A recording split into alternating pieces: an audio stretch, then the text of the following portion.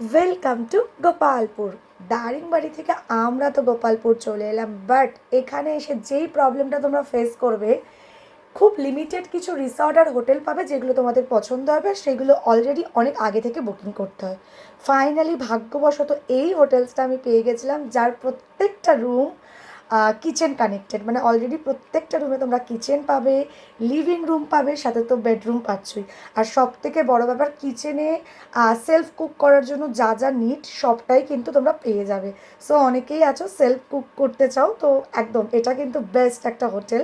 সব থেকে বড় ব্যাপার, হোটেলটা swimming pool connected, own restaurant রয়েছে, বিরাট বড় একটা প্রপার্টি, প্রায় 200-300-র ওপরের রুমস রয়েছে, যার জন্য আমরা যেরকম ভবঘুরে হুট করে প্ল্যানিং করে ঘুরতে আসি, আমরা তো ভেবেছিলাম কোনো রুমই পাবো না।